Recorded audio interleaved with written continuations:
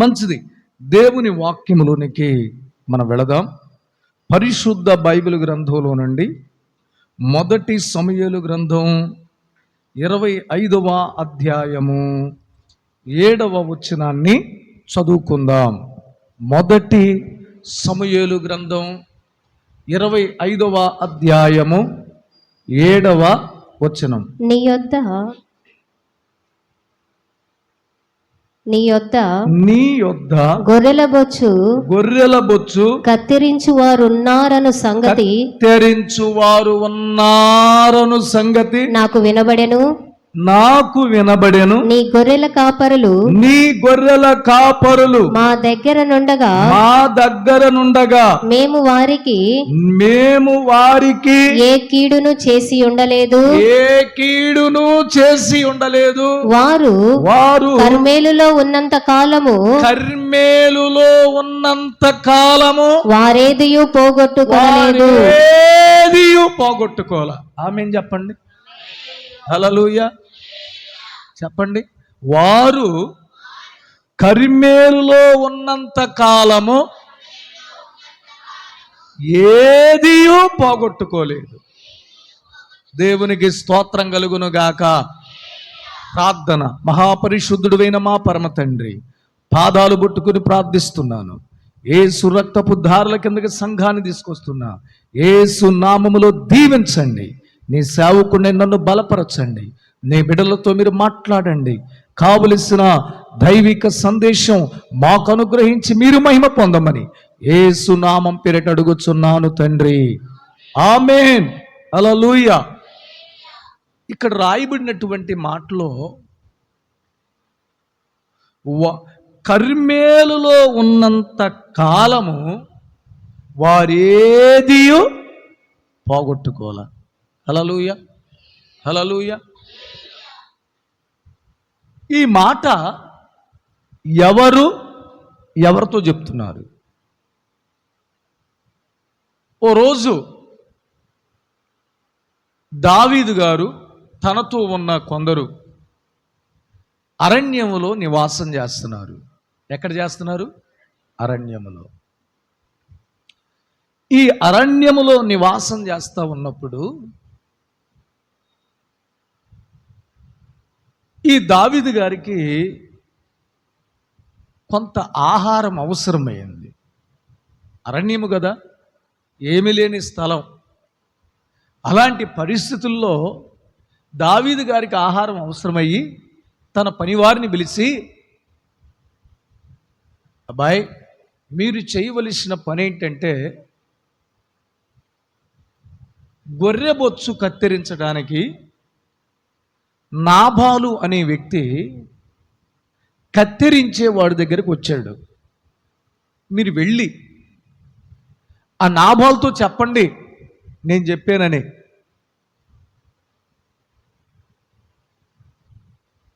మా దాసుడైన దావీదు గారు నీ వద్దకు పంపించాడయ్యా,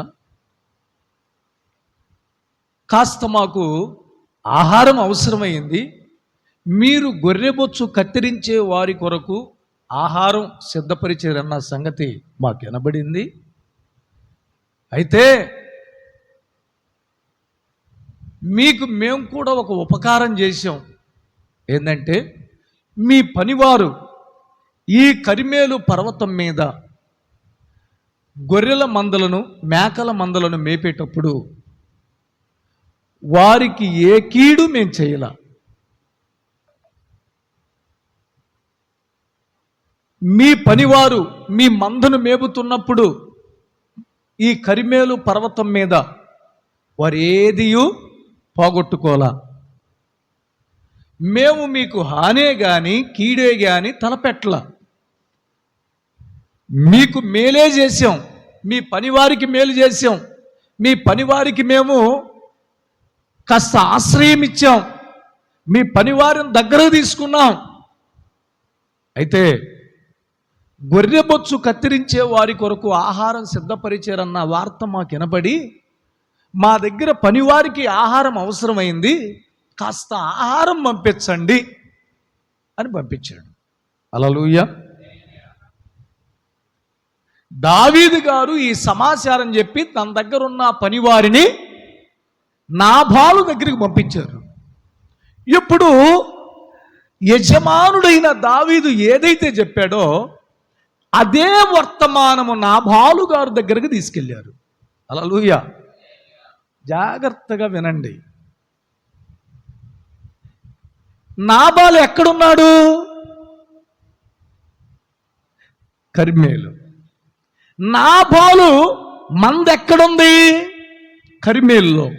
నాబాలు పనివారు ఎక్కడున్నారు? కర్మేలులో. అసలు కర్మేలు అంటే అర్థం ఏంటి? ఫలవంతమైన భూమి. హల్లెలూయా. అది ఎడారే కావచ్చు, ఏమీ లేని నిస్సహాయకమైన స్థలమే కావచ్చు, కానీ ఏ విత్తనం వేసినది పండిద్దంట. ఆమేన్. హల్లెలూయా. ఎవడెళ్ళి వ్యవసాయం చేసిన ఆ భూమిలో పంట పండిద్ది.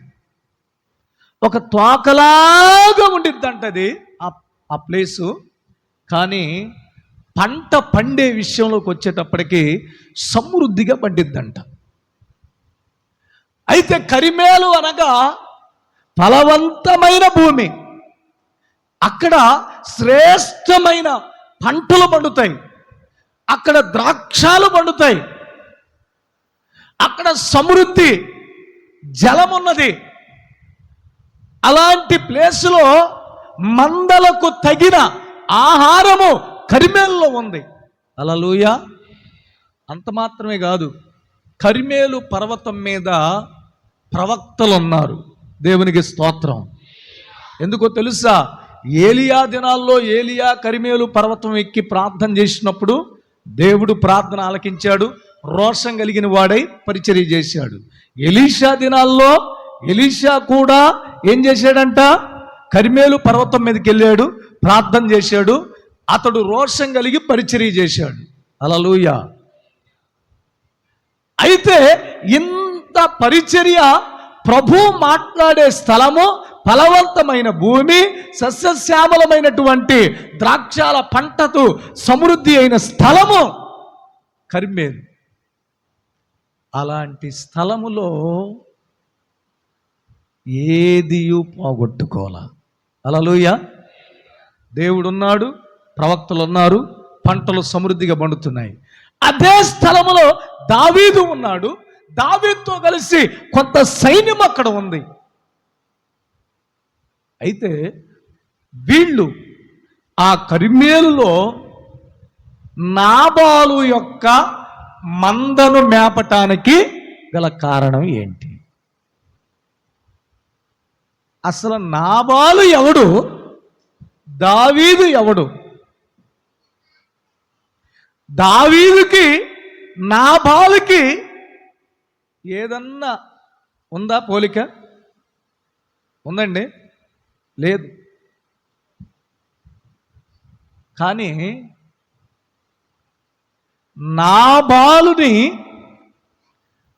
మందని, పనివారిని కీడు చేయకుండా, హాని చేయకుండా, మేలు చేసి వారు ఏది పోగొట్టుకోకుండా, పనివారికే కావచ్చు, ఆ మందరికే కావచ్చు, వారికి కాపుదల ఉండటానికి గల కారణం ఏంటంటే నాబాలు అనే వ్యక్తి కాలేబు సంతతి వాడు. హల్లెలూయా. ఏ సంతతి వాడండి? బైబిల్లో ఎఫ్రాయిము స్వాస్యం ఎవరికి ఇచ్చారు? యెహోషువాకి ఇచ్చారు. హల్లెలూయా. యోధా స్వాస్యం ఎవరికి వచ్చింది? యోధా స్వాస్యం ఎవరికి వచ్చింది? కాలేబుకి వచ్చింది. దేవునికి స్తోత్రం. గమనించండి. ఇప్పుడు యోధాలో నుండి ఎవరు వచ్చారు? యోధా గోత్రంలో ఎవరున్నారు? దావీదు యోధా గోత్రానికి సంబంధించిన వాడు. గమనించండి. సంతతిలోకి వచ్చేటప్పటికి నాబాలు కాలేబు సంతతి వాడు కావచ్చు, కానీ గోత్రములోకి వచ్చేటప్పటికి ఇద్దరు ఒకే గోత్రికులు. హల్లెలూయా. అందుకని నీవు కాలేబు సంతతి వాడు కావచ్చు, గోత్రములోకి వచ్చేటప్పటికి యోధా గోత్రము, అదే గోత్రములో దావీదున్నాడు, అదే గోత్రంలోని యేసయ్య రాబోతున్నాడు గనక సమాధానానికి సాదృశ్యం, ఆనందానికి నిలయం, ఆశీర్వాదానికి కారణం ప్రభు అయిన యేసు గనక ఆ సంతతిలో మనం ఉన్నాము గనక కాపుదల. దేవునికి స్తోత్రం. గమనించండి, మనము ఎక్కడి వారమైనా, ఏ డినామినేషన్కి, ఏ మతానికి, ఏ జాతికి, ఏ కులానికి సంబంధించిన వారమైనా యేసు రక్తములో కడగబడిన తరువాత మనం ఏమై ఉన్నామంటే కుటుంబం. హల్లెలూయా. ఏమై ఉన్నాం మనం? కుటుంబం. అందుకే దావీదు ఏం చేశాడంటే, ఈ నాబాలు అనే వ్యక్తి యొక్క పనివారు 3,000 ఎన్ని వేలంట 3,000 గొర్రెలను 1000 మేకలను కలిగి ఉన్నటువంటి ఈ నాబాలు యొక్క ఆ గొర్రెలు మేకలు పనివారు కర్మెలు కొండ మీదకి వచ్చినప్పుడు వారికి భద్రత కలుగు చేశాడు. హల్లెలూయా. దావీదు వ్యక్తిత్వం ఏంటి? కీడు చేయకుండా, హాని చేయకుండా మేలు చేసే వ్యక్తిత్వం. మరి నాబాలు వ్యక్తిత్వం ఏంటి? చదవండి, నాబాలు వ్యక్తిత్వం ఏంటో చూద్దాం. 25వ అధ్యాయము 2వ వచనం చూడండి. కర్మేలులోని మయోనునందు ఆస్తి గలవాడొకడు కాపురముండెను. అతడు కాపురమున్నాడు. అతడు బహుభాగ్యవంతుడు. అతనికి ఆగండి. కర్మేలులోని మాయోనునందు ఆస్తి గలవాడొకడు. ఎవరండి? ఇతనికి ఏముంది? నాబాలికి ఆస్తి ఉంది. 2 నాబాలు భాగ్యవంతుడు అని రాయబడి ఉంది. హల్లెలూయా. ఏమని రాయబడి ఉంది? భాగ్యవంతుడు.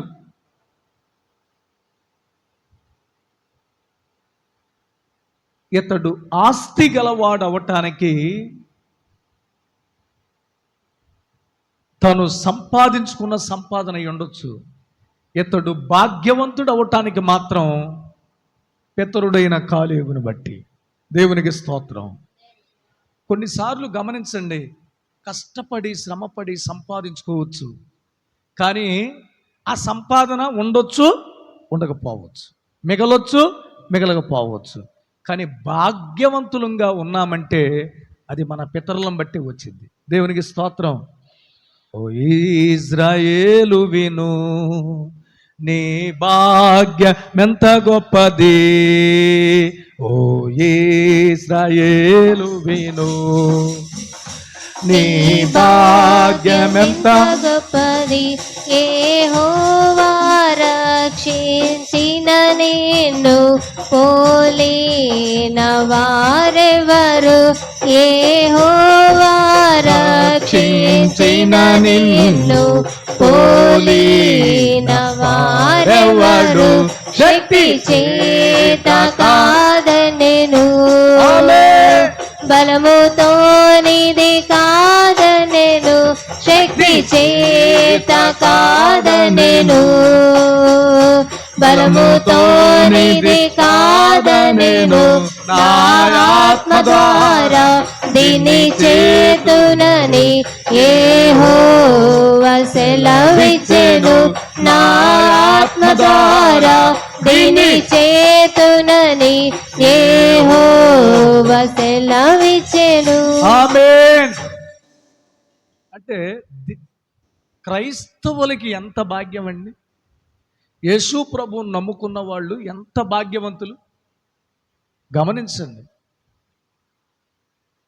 అందుకనే దేవుడు కూడా అంటాడు, ఇశ్రాయేలు నీ భాగ్యము ఎంత గొప్పది. యెహోవా రక్షించి నిన్ను పోలిన వాడేవాడు. ఇతడు భాగ్యవంతుడు అవడానికి కాలేబు త్యాగం ఎందుకు? నిండు మనస్సుతో దేవుని ఆరాధించాడు, నిండు మనస్సుతో దేవుని అనుసరించాడు.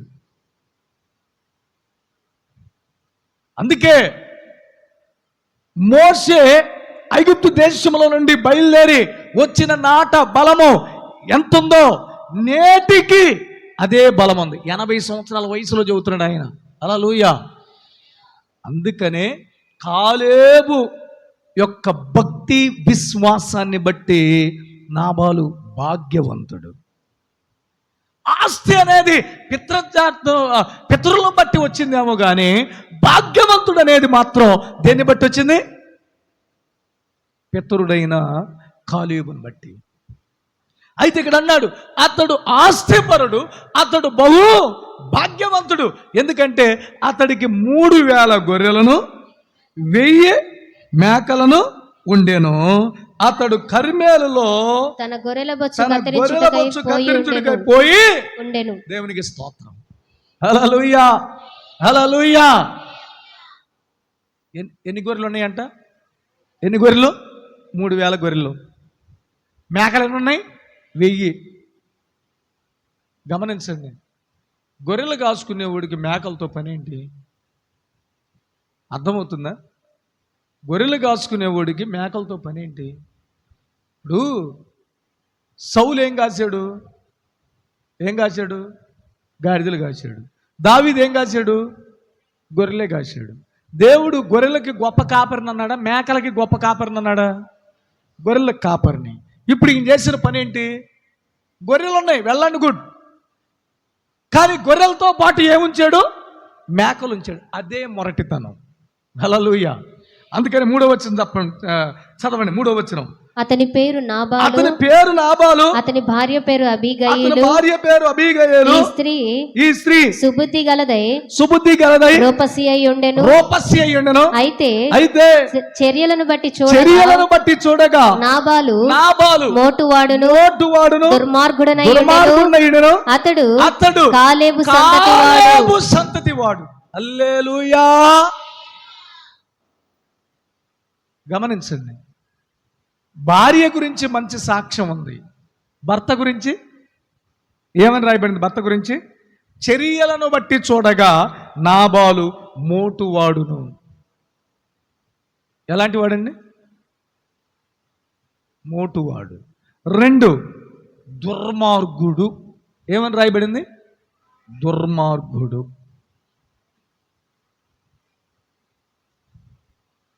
గమనించు, ఈ నాబాలు తన మోటుతనమును బట్టి, తన దుర్మార్గపు స్థితిని బట్టి చేసిన పనేంటి తెలుసా?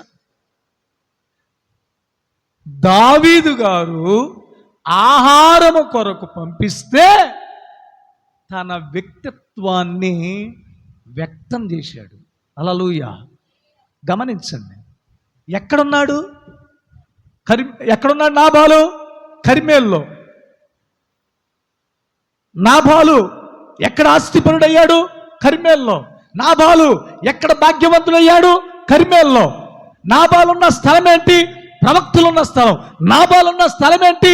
దేవుడున్న స్థలం. నాబాలున్న స్థలం ఏంటి? ఒక రాజైన దావీదు ఉన్న స్థలం. హల్లెలూయా. ఇలాంటి స్థలములో నాబాలు ఉండి తన వ్యక్తిత్వాన్ని, మొరటితనాన్ని దైవజనుడైన దావీదు ముందు వ్యక్తం చేశాడు. ఏమని చదవండి? 10వ వచనం చదవండి. ఇప్పుడు వాళ్ళు వెళ్ళి చెప్పంగా ఏమంటున్నాడు? నాబాలు దావీదు ఎవడు? యెషయ కుమారుడెవరు? తమ యజమానులను విడిచి పారిపోయిన దాసులు ఇప్పుడు అనేకులు ఉన్నారు. హల్లెలూయా. ఏమన్నాడండి? ఇక్కడ ఒక ఎగ్జాంపుల్ గమనించాలి. నాబాల్ అనేవాడు ఆస్తిపరుడయ్యాడంటే పిత్రార్జితాన్ని బట్టి, నాబాల్ అనేవాడు భాగ్యవంతుడయ్యాడంటే కాలేబును బట్టి. నాబాల్ అనేవాడు వాళ్ళని బట్టి ఎక్కడున్నాడు? కర్మేలులో. కర్మేలులో ఎవరున్నారు? ప్రవక్తలు ఉన్నారు.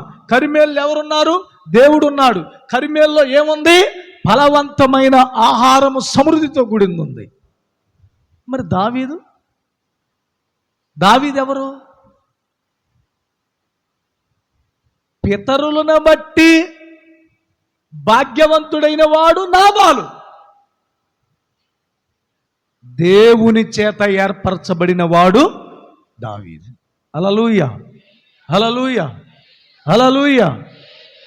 నువ్వు సంపాదించేవనుకో ఉజ్జాయింపు, మన ఇంట్లో రక్షణ పొందిన వాడు ఎవ్వరు లేరు.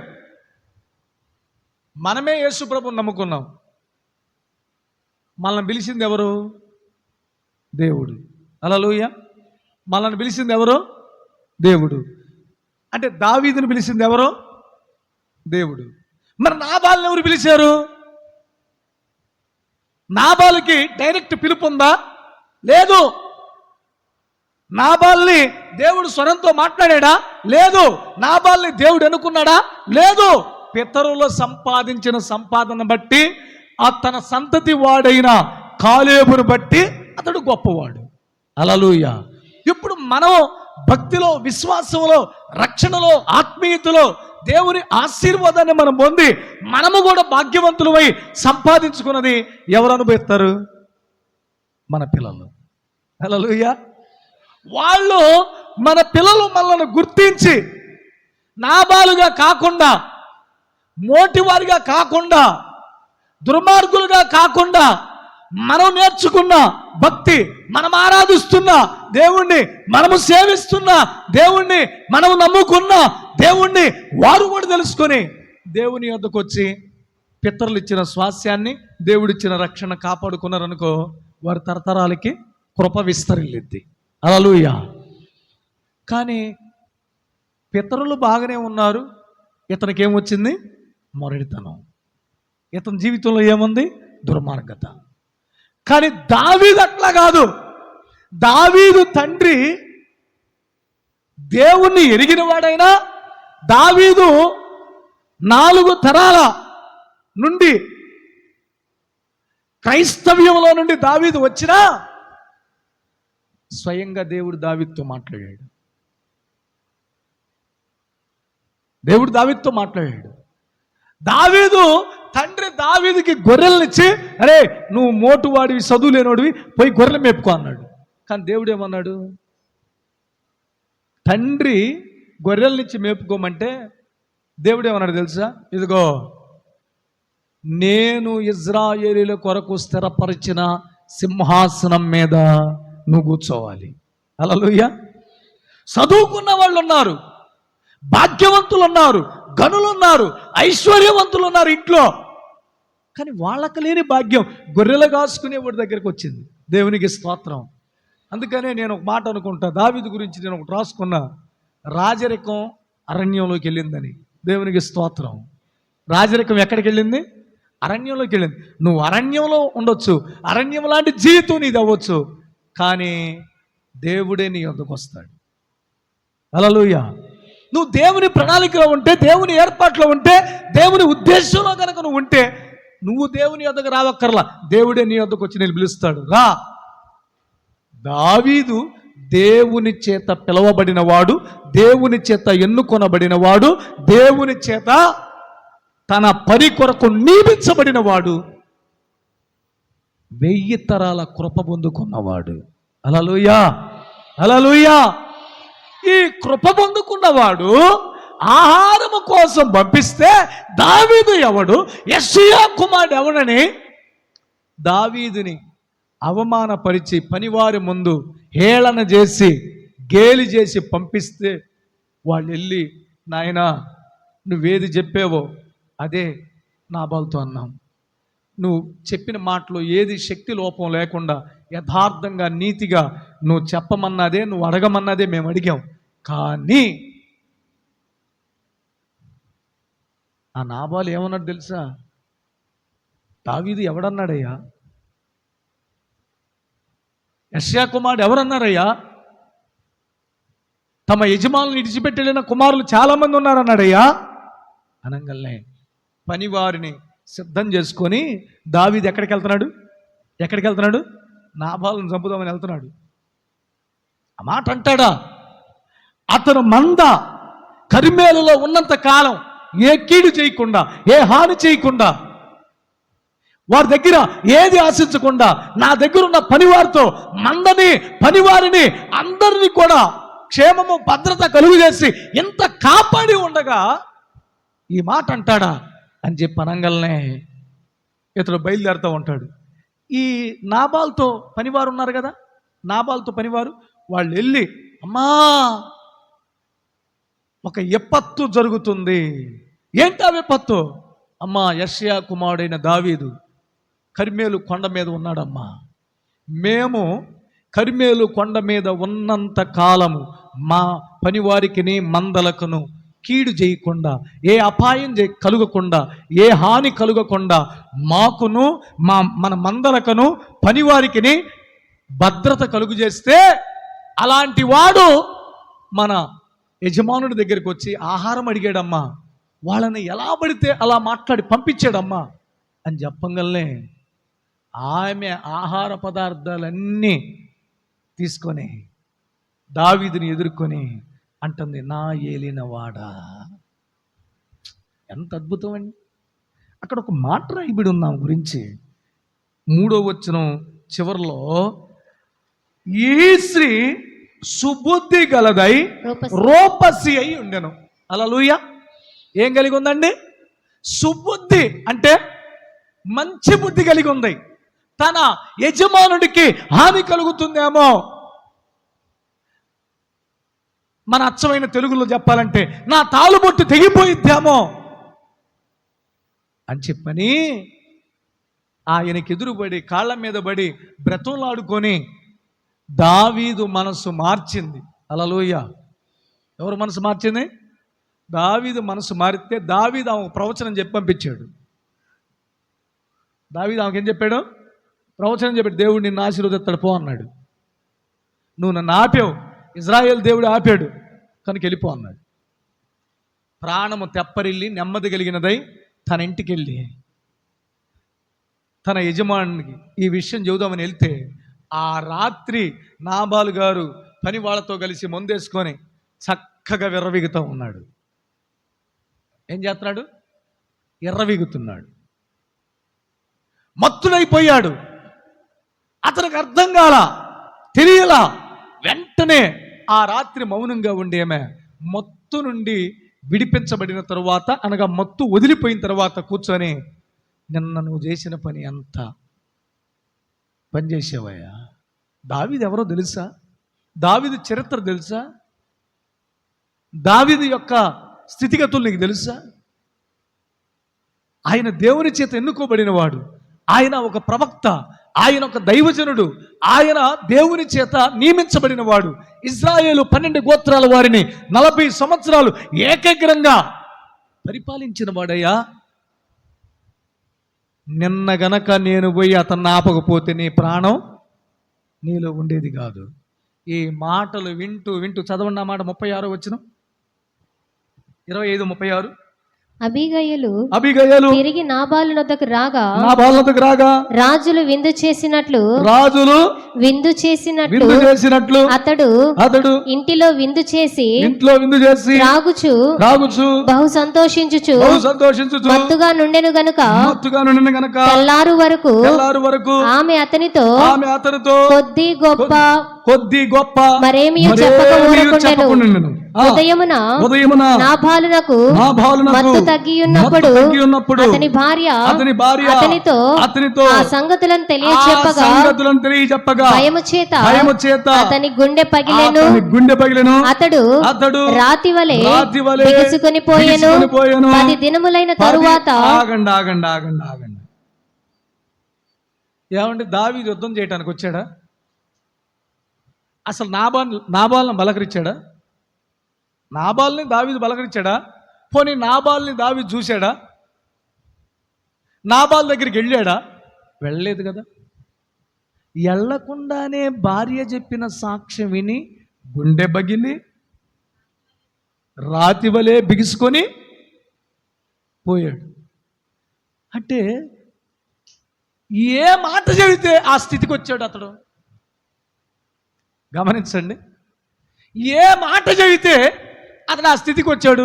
నేటి దినాల్లో గమనించండి, యేసు క్రీస్తుని గూర్చిన సాక్ష్యము మీ యజమానులకు అట్లా చెప్పాలి. హల్లెలూయా. వారి గుండెలు పగలవు కానీ గుండెలు మారతాయి. హల్లెలూయా.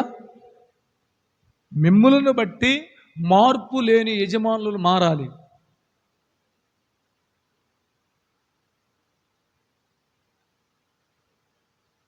ఆ మధ్య ఒక ఆయన అన్నాడు, ఏమండి, ఒక దైవజనుడు చెప్పాడు, నువ్వేమన్నా ప్రార్థనకు రా మారు మనసు పొందు అంటావు.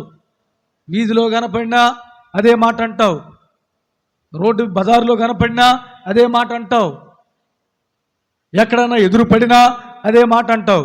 కానీ ఏం మారమంటావు? మార్పు చెందిన నా భార్యకే మార్పు లేదు. ఏమి లేదంట. మార్పు చెందిన నా భార్యకే మార్పు లేదు. ధనాశ, పేరాశ ప్రార్థనకు వచ్చేది. ఆ తర్వాత మీరు చెప్పిన వాక్యం ఉండదు, చర్చిలో ఉన్నంతసేపే, ఆ తర్వాత ఉండదు. మిగతా 6 రోజులు తన ఇష్టం. భర్తని ఏది తిట్టిద్దో తెలియదు, ఏది మాట్లాడిద్దో తెలియదు. కావాలంటే ఒకరోజు రా అన్నాడండి. హల్లెలూయా. కావాలంటే ఓ రోజు రా. ఏంట్రా, అమ్మగారు చర్చిలోకి వచ్చి వందనాలు చెప్పిద్ది, అమ్మగారు చర్చికి వచ్చి ముందు వరుసలో కూర్చునిద్ది, అమ్మగారు చర్చికి వచ్చి చక్కగా కానుకలు ఇచ్చిద్ది, అమ్మగారు సాక్ష్యం బాగా చెప్పిద్ది, ఇదేంట్రా భర్త ఏంట్రా ఇట్లా చెబుతున్నాడు అని చెప్పని అసలు ఈ భర్త అంతు తేలవాలి. ఆమెది కాదు, నిజమా అబద్ధమా తెలుసుకుందామని ఇతగాడు వెళ్తే అమ్మగారు గోసిపెట్టి భర్త మీద కర్ర ఎత్తిందంట. హల్లెలూయా. ఏమెత్తింది? భర్త మీద కర్ర ఎత్తిందంట. ఓహో, ఇలాంటి భక్తిహీనులు ఉంటే భర్తలు ఏం మారుతారు అని చెప్పి పాస్టర్ గారు ముఖం చిన్నబుచ్చుకొని వెళ్ళిపోయాడు. అందుకనే వాక్యం అంటుంది, అబీగయల్లాగా సాక్ష్యం ఇవ్వాలి. అబీగయల్ భయము చేత ఆ నాబాలు గుండె పగిలింది. భయము చేత నాబాలు రాతివలే బిగుసుకుపోయాడు. కానీ భయము చేత భర్తలు మార్పు చెందాలి. హల్లెలూయా. భయము చేత దేవుని మందిరంలో స్థిరపరచబడాలి. అందుకే గమనించండి, ఈ మాట చెప్పింది 10 దినములైన తర్వాత నాబాలు ఏమయ్యాడండి? ఏమయ్యాడు? చనిపోయాడు. నేను అంటాను, ఈ నాబాలు అనే వ్యక్తి ఆస్తి విషయంలో కావచ్చు, తన సంపద విషయంలో కావచ్చు, తన పనివారి విషయంలో కావచ్చు, కర్మేలులో ఉన్నంత కాలం హాని కలిగిందా? హాని కలిగిందా? కలగల. అపాయం కలిగిందా? కలగల. కీడు కలిగిందా? కలగల. కానీ ఎప్పుడైతే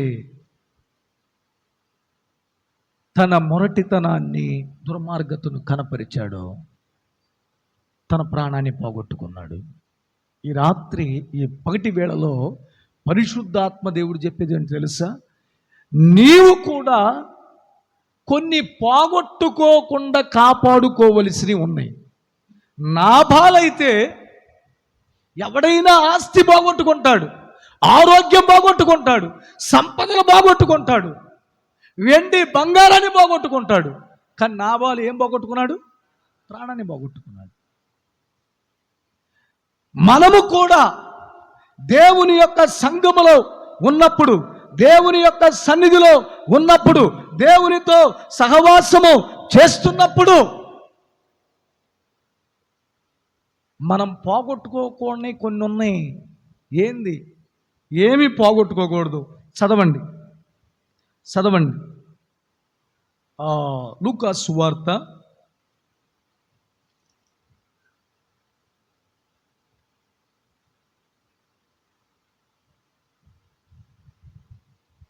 15వ అధ్యాయము 9వ వచనం. అది దొరికినప్పుడు అది దొరికినప్పుడు తన చెలికత్తెలను పొరుగు వారిని పిలిచి నాతో కూడా సంతోషించుడి, నేను పోగొట్టుకొనిన నాణ్యము దొరికినదని వారితో చెప్పును గదా. దేవునికి స్తోత్రం కలుగును గాక. ఏమన్నాడండి?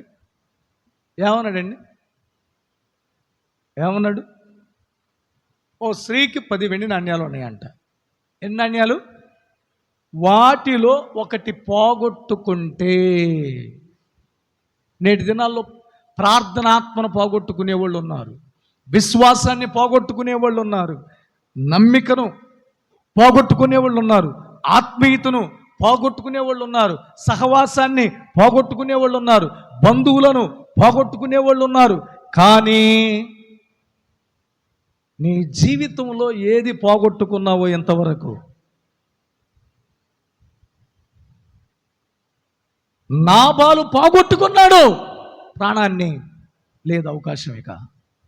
కానీ మనము కూడా దేవుని సంఘములో ఉన్నప్పుడు దేవుడిచ్చిన వరాల్లో ఏది పోగొట్టుకున్నా తిరిగి దాన్ని ఏం చేయాలంట? ఏం చేయాలి? సంపాదించుకోవాలి. ఎట్లా? అక్కడ ఏమన్నాడు?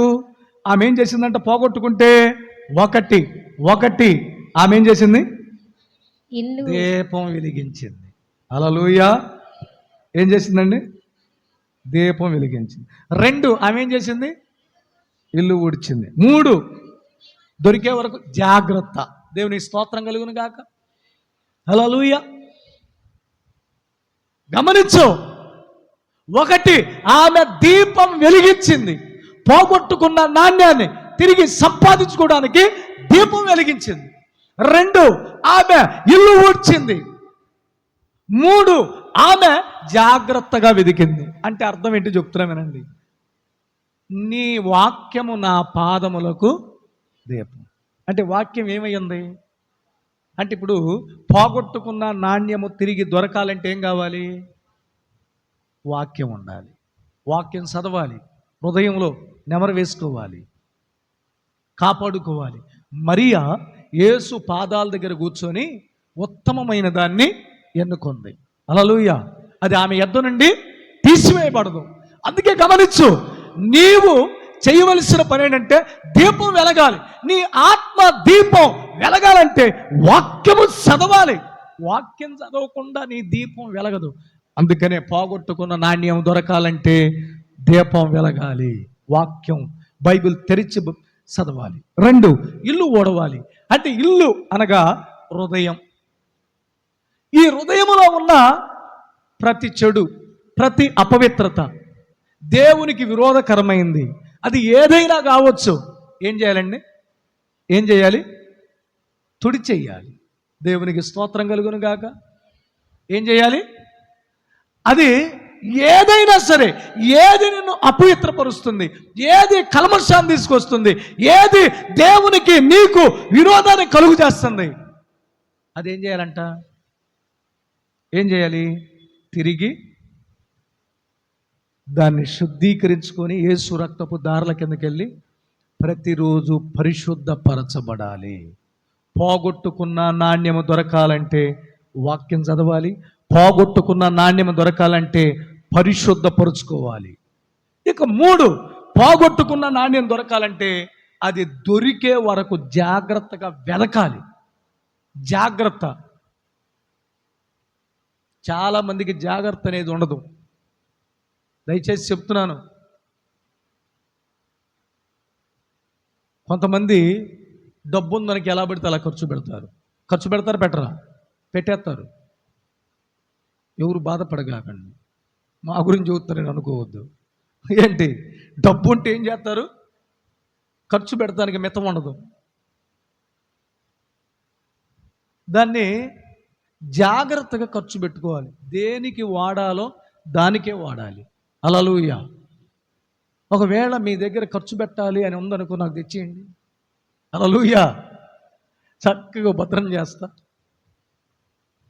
ఏంటి, డబ్బు వృధాగా ఖర్చు అయిపోతున్నాయి నా దగ్గర అనుకున్నారనుకో, ఇంకా పాస్టమ్ గారికి ఇస్తే అది స్విస్ బ్యాంకులు పెట్టినట్టే. నా దగ్గర అప్పుడప్పుడు అవసరానికి వాడతా. ఆమెకి ఇచ్చామనుకో కష్టకాలంలో ఈయన దగ్గర లేవురా అని ఎప్పుడైతే అనుకునిద్దో అప్పుడే బ్యాగులో ఉండి తీసిద్ది. ఏమి లేకుండా బాత్రూంలోకి వెళ్ళినప్పుడు బయట ఉన్నప్పుడు ఆ బ్యాగ్లో వెతుకుతా, నాకు దొరకవు. మేడం ఉన్నాయా అని చెప్పని వెతుకుతా. అంటే నేనేం చేస్తాను తెలుసా, నీ దగ్గర చూస్తా, నీ దగ్గర ప్రభు చెబుతున్నాడు ఒక 1000 రూపాయలు ఉన్నాయని అంట. ఉంటాయి కానీ ఉంటే చూసుకొని బ్యాగ్ ఇచ్చింది. అరే ఆ బ్యాగులు నాకు కనపడవు కదా. కానీ కష్ట సమయం ఈయన దగ్గర లేవురా, లేకపోతేనే ఇట్లా ఉన్నాడు అనుకుని గమనించి అప్పుడు తీసి ఇదిగోని. అలాంటి వాళ్ళు కూడా ఉండాలి. దేవునికి స్తోత్రం కలుగును గాక. ఎలా పడితే అలా కాదు, జాగ్రత్త. ఖర్చు పెడతంలో జాగ్రత్త. ఇంకొకటి, తినే విషయంలో కూడా జాగ్రత్త ఉండాలి. ఉండాలా వద్దా? ఏది పెడితే తిన్నాం అనుకో ఏమొచ్చిందండి అడిగిద్దా? ఏది పెడితే తిన్నావా ఇక అంతే. మొన్న నేను తెనాల నుండి వస్తా కాస్త ఎందుకో సోడా తాగాలనిపించింది. వాడు మామూలు నిమ్మకాయ సోడాలో సాల్ట్ ఎక్కువ వేసాడు. లేక అంతే. ఇక రైట్ సైడు ఆ ఎముకల మధ్యలో ఆ కిడ్నీ ఉండే భాగంలో నొప్పి వచ్చి బండి దోలలేకపోయా, కూర్చోలేకపోయా, పడుకోలేకపోయా. అదే రాత్రి కాస్త చాలా కాలం అయింది కదా చికెన్ తిని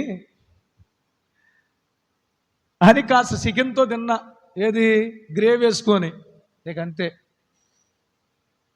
అంటే దేవుడు కూడా కొన్ని బలహీనతలు ఎందుకు పెడతాడంటే జాగ్రత్త కోసం. హల్లెలూయా. దేనికోసం పెడతాడండి? జాగ్రత్త కోసం. అంటే ఎలా పెడితే అలా తినకూడదు.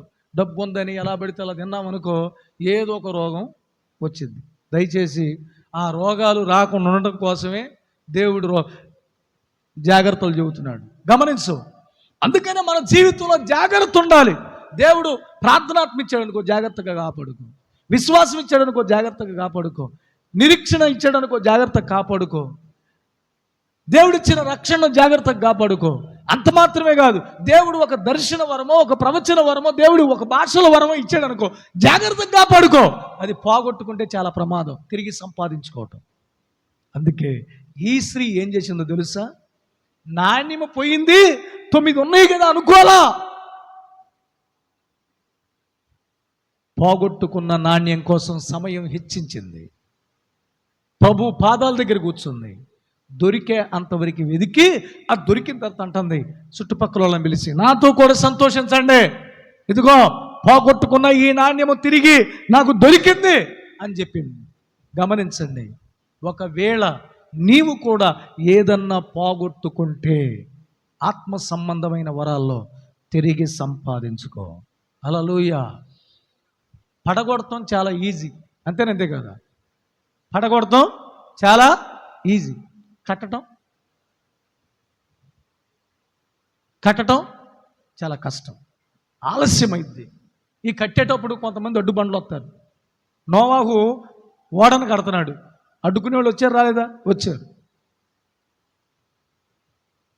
అలాగనే అడ్డుకునే వాళ్ళు వస్తారు. నెహెమ్యా దినాల్లో మందిరం కడుతున్నారు, యెరూషలేం దేవాలయం. అడ్డుకునే వాళ్ళు వచ్చారు రాలేదా? వచ్చారు. యేసుప్రభు అద్భుతాలు స్వస్థతలు జరిగిస్తున్నారు. పరిసయ్యులు శాస్త్రులు అడ్డుకోవడానికి వచ్చారు రాలేదా? వచ్చారు. నేటి దినాన మనతో కూడా ఉంటారు అడ్డుకునేవాళ్ళు. దానివల్ల కొన్ని పోగొట్టుకుంటాం. దేవునికి సమయం ఇస్తే పోగొట్టుకున్నవన్నీ తిరిగి సంపాదించుకుంటాం. హల్లెలూయా. 2, ఒకడు లోకమునంతా సంపాదించుకొని తన ప్రాణమును పోగొట్టుకుంటే వానికి ఏమి ప్రయోజనం? లోకాన్నంతా సంపాదించుకుంటాం, నాకేమి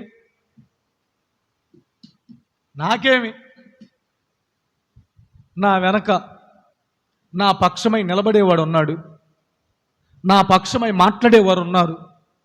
లేకపోతే చదవండి ఆ మాట, లూకా సువార్త